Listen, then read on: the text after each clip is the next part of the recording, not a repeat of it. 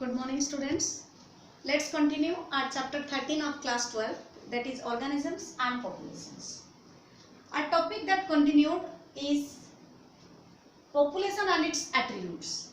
And in our last class, we have studied that different type of attributes we can see in any population.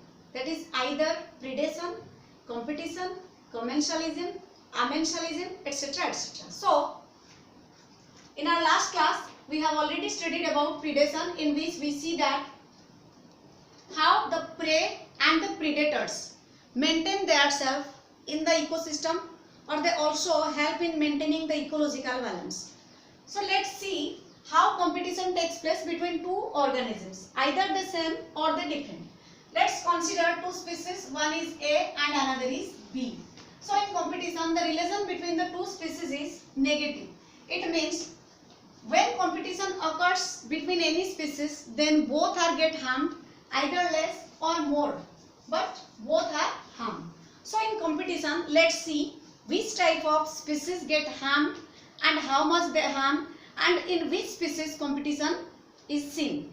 So according to Darwin, survival of the fittest means those organisms will survive who adapt themselves according to the environment or the surrounding. So here survival fitness means those organisms reproduce maximum, and due to this they able to struggle for survival, and organic evolution occur, means new species are formed from the older species. So let's understand it in detail through different examples. How competition takes place. Darwin said that competition occurs when the resource is limited and species are same, means when same species depend on the same resource, then their competition occur.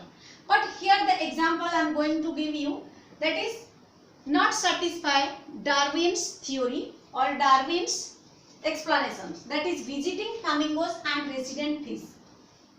Visiting flamingos in South American swallow lakes, we can see that flamingos come for taking their favorite food, that is zooplankton. Flamingos are a type of bird which feed on zooplanktons. They are large in size and stand in a single leg. They eat zooplanktons, and the fish live in that lake also depend on zooplanktons for their food, due to which the flamingos take more and more food, due to which the fish get decreased and their number get decreased. Here you can see or notice that flamingo is a bird and fish come under class species. Come under class species means both the species are different but the resource is same. But Darwin said that resource is limited and species are same. Here species are different but resource is same.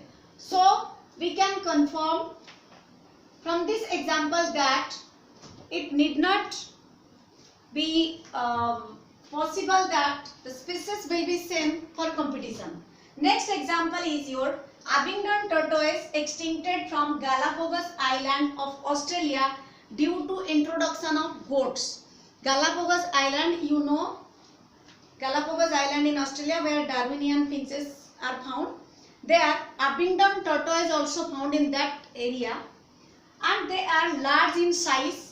They are many feet long and their height is so long, and they are extincted. Why they extincted? Because they feed on cactus, grass and other herbs. But when goats are introduced, as you know, goats have high browsing capacity, means they feed on herbs very rapidly when compared to other animals. So when goats are introduced to that area, they ate all the herbs, due to which the tortoise lack their food and gradually get decreased their number, and it is estimated that after few years they may be extinct from the earth and from that island. So here you can also see tortoise and goat are two different species, but the food they depend on is same. So here also Darwin failed to explain about competition.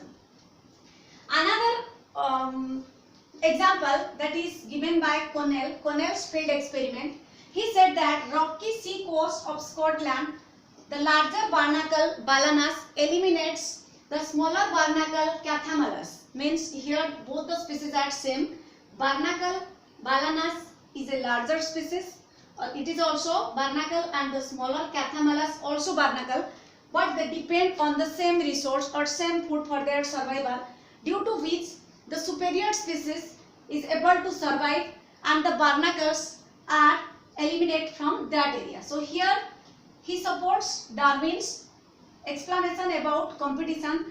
Another example is Gauss competitive exclusion principle. Gauss, like Darwin, Cornell, Gauss, another ecologist, who said that when the competition occur between same species for same resource, then the superior species will eliminate the inferior species from that area due to its high feeding affinity. Means the superior species, the species which has more ability to survive, can eliminate the inferior species like the larger barnacles and Cathamalus. Here Gauss competitive exclusion principle explains that the superior species will eliminate the inferior species from that area in which they both are live. That is called Gauss competitive exclusion principle. Next, another theory comes, that is given by MacArthur, that is resource partitioning. Means here how competition can be prevented, how competition can be stopped. So he gave the example of small warblers. Warblers are small birds, although they are come from the same family, but their species are different. Means different species live in a single plant, can able to coexist, means can exist in the same area, can survive in the same area without competing with each other. How? By changing their food habit and foraging pattern. Means although they are using the tree for their resident, but they change their behavior of food habit and foraging pattern, means searching of wild foods. So here we can understand a resource partitioning means any organism, whether they come from the same species or from the different species, can survive if they partition or they share the resource that is available to them.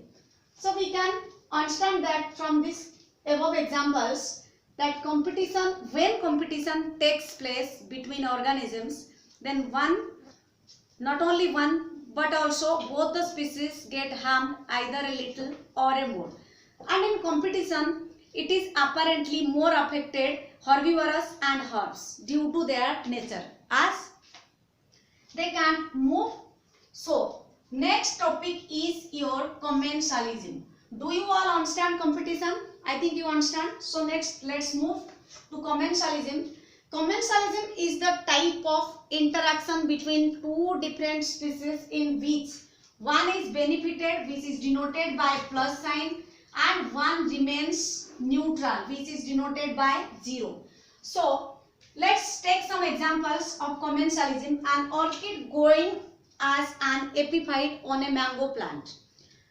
Orchid, you know about orchid flowers found in some restricted areas. So it uses, as it is a climber, so its stem is weak, so it uses mango plant for its growth, but it doesn't harm the mango plant, but it takes benefits from the mango plant. That's why this example is perfectly explains about commensalism. Commensalism means when one species get benefited and other get unharmed. Another example is barnacles growing on the back of whale. You very much familiar about whale. Whales are large fish found in the oceans, and barnacles are small fishes. They are sticked to their back or belly, and when the whale moves, the barnacles along with move and take microorganisms as food from water. How they get benefited? They benefited because the water flow can't wash away them. Means they will not wash away in the heavy flow of water. Means they derive the benefit from the whale without harming the whale. Next is your cattle agrid and grazing cattle. Do you know what are cattle agrid? Cattle aggregates are small birds you always see in a grassland. When cattle are grazing, small birds are flying around them. What is their motive? So when the cattle graze the grass, they flushed away, and the insect present inside the grass, which can't be seen by the cattle aggregate, means the small birds, they able to saw them, means after grazing by the cattle aggregate is able to see the insect and takes as their food. So here grazing cattle helps the cattle aggregate to take their food without harming them. Means this relation also explains about commensalism. Next is your sea anemone and clownfish. Sea anemone has stinging tentacles. Stinging tentacles means like in Scorpio, the tentacles are present which pinches. So they have stings, long needle-like structures. So when the sea anemone moves, the clownfish moves around it to protect themselves from other predators. So this is also a best example. The best example to explain commensalism means sea anemones are not harmed by clownfish, but clownfish get protected from their predators. Next topic is your mutualism. What do you mean by mutualism? In mutualism, both the species get benefited from each other. Means they neither harm each other, nor one of them is benefited, not one is harmed. So here mutualism explains that when both the species are equally get benefits from each other, that is called mutualism. So here we can understand this topic through the examples. First example is your lichens. You know about lichens. I have already told you in class 10th, in class 11th. So here in class 12th also lichens. Lichens are the symbiotic association between algae and fungi. Algae provides photosynthesis or provides food, and fungi provides the support to the algae. So here one provides shelter and another provides food. So both get benefited from each other. That's why we can consider lichens as the relation of mutualism. Next is mycorrhiza. This is also I have told you about mycorrhiza. Mycorrhiza is the fungal association between the higher plants of the roots, and the fungus provides nutrients like phosphorus and sulfur, and it also increases the soil fertility, as well as the plant root gives shelter to the fungus. So here both are get benefited from each other. That's why we can consider it in mutualism. Next is your fig and wasp. Fig is a tree and wasp is a small insect like honeybees. So they both are coexist, means without wasp fig tree can't survive, or wasp can't survive without fig because wasp lay their eggs on the oviposition, means on the ovaries, and when they lay eggs on the ovary, the egg get converted into larva, and during that time the pollen grains fall on the fig tree, start germinating. So here fig is pollinated by wasp, and the egg of wasp get into larval stage due to its growth. So both get benefited from each other. This can be taken as best example of coexistence and mutualism. Next is honeybee and your Mediterranean orchid. Honeybee, as you know, honeybees are the most abundant or most popular pollinating agent on earth. Means more than 60% of species of honeybees helps in the pollination. Pollination means transfer of pollen grain from anther to stigma. You know about it. So honeybees, the Mediterranean orchid, which is called Ophrys, has a special mechanism. Its female flower looks like it's one of the flower petal resembles like female honeybee. So the male honeybee pseudocopulates with the orchid as think it as the female honeybee, due to which it puts the pollen grains on the orchid and pollination occurs. So this type of relation, it also As a result, it also gives its honey or nectar to it, due to which they get both benefited from each other.